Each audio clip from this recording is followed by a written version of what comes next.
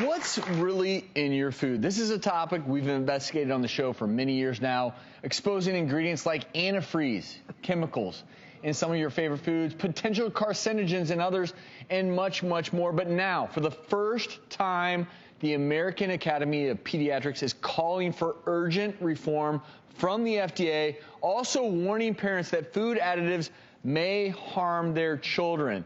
This is a wake-up call for everyone. And right now, we're lucky to be joined by the Vice President of the AAP's Orange County chapter, pediatrician Dr. Catherine Williamson. I'm so happy that the AAP is now coming out and saying that we need to pay attention to this. Why now? So there's been growing evidence that chemicals that are in our foods, either directly through additives like colored food dye or preservatives, or either leaking there from packaging, can be really harmful to kids and adults. And what we found is that there's about 10,000 chemicals that are in these food additives, and many of them can be potentially harmful, and we don't even know. In fact, there was a study recently that looked at half of these, and the majority of them never had any research done to see if they're even safe for human consumption. So the question is, what should we be looking out for? Let's go through a few of the things, starting with nitrates, for instance, that people need to be looking out for. Absolutely. So nitrates are something that it's used as a preservative, and it's found in a lot of processed meats as well as some other foods. And what we found, nitrates among many of the other chemicals, they actually can be harmful to the endocrine system.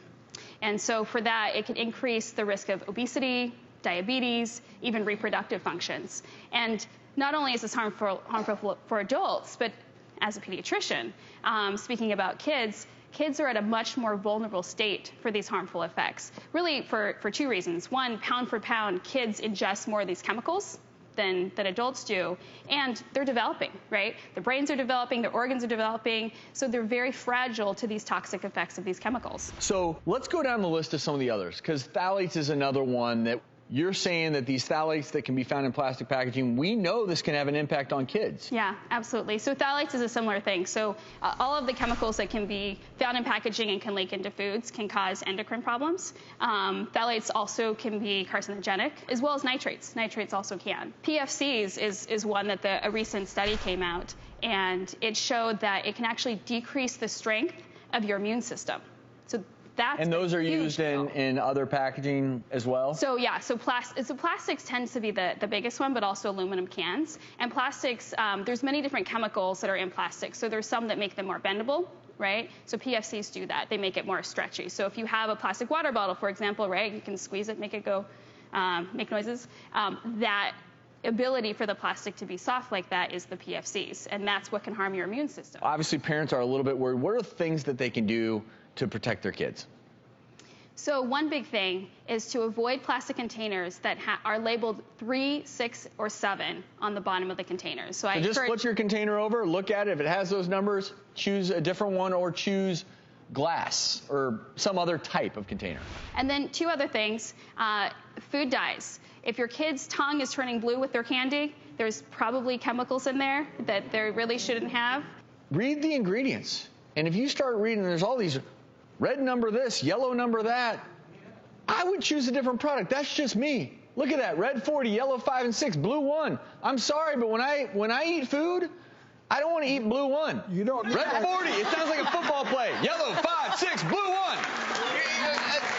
That's not food. Can't throw it away. Yeah.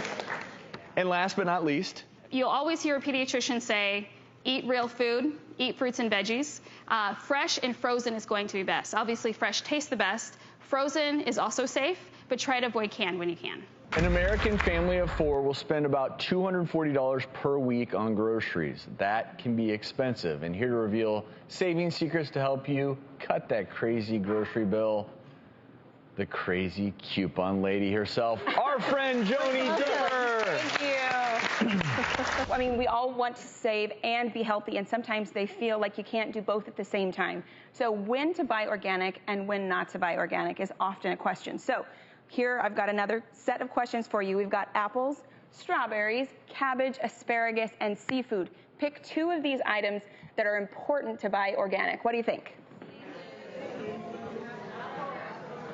Seafood and apples is what I'm hearing. I'm also hearing Strawberries. strawberries. Yeah, you picked 3. I told you to pick 2. This is tough. Good information. In those 3, you did get the 2 correct answers, and that is apples and strawberries. So apples, conventionally grown apples, actually contain more pesticide residue than any other fruits and vegetables. And while soaking them with baking soda and water for 10 to 15 minutes is the best way to get rid of that, other than peeling them, it's still not going to get rid of everything. So the #1 thing I say that is important to buy organic is apples. And the cool thing is that the difference between conventional and organic isn't huge. Organic apples are still 99 cents to $2.99 a pound. That's about 50 cents to $1.50 per apple. So you can do the math based on how many your family uses and determine whether that's something you think you can fit in. You just have to accept that the organic apple isn't always going to look as pretty, as pristine as the conventionally grown one. And strawberries, I'm assuming because all the pesticides, you know that rough texture, just they work their way in, and it's hard to wash that porous, off, right? There's no skin, you can't wash it off. They consistently top the dirty dozen list. They have more than 20 pesticides on them. Now, there is some controversy because the pesticides used on strawberries, not all of them have proven to be toxic, but still topping that list, 20 different pesticides. I'm choosing to buy organic and there. Nothing bad with a frozen bag of organic strawberries in the freezer, right? Is that a crazy coupon lady That's another, grab that at the wholesale club while you're there for the vanilla. In any case, always wash those fruits and vegetables, right? Always, always, and water's not enough. So whether it's vinegar water wash or baking soda water wash, do more than just water. It's not going to be enough. Any parent knows navigating the world of keeping kids healthy, it can be a little tricky, so I have pediatrician and author of What to Feed Your Baby, Dr. Tanya Altman, here today.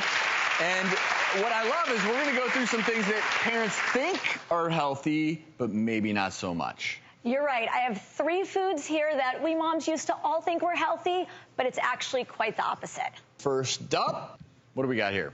White rice cereal, which used to be a staple, but no longer. White rice has no fiber, little protein, no flavor, and it simply primes young palates for a lifetime of eating white carbs, which we know leads to poor nutrition and obesity. So what do I give instead? Peanut butter oatmeal. And with the new research out, we know that peanut protein now in a young infant's diet, if given regularly, can actually decrease their chance of developing a peanut allergy later in life. And that's what I feed my boys after they have soccer practice. It's much healthier than going through the drive-thru. So no white rice cereal or cut back on it. Now, second, in terms of things that we think are good for kids, but maybe not so much. Teething biscuits, but the truth is teething biscuits, teething wafers have no nutrition in them. You're simply teaching your baby to gnaw on a sweet tasting cookie whenever they want. So what's a healthier snack? Whole grain O cereal. Or for teething discomfort, take a cold cube of melon or zucchini, put it in one of those teething nets so it's not a choking hazard, and let your baby gnaw on it, and they'll get used to those real, healthy, natural flavors. This is good. You can see why the babies like them. This is a cookie. Give me more. I like those. They're good. All right, what do we got here?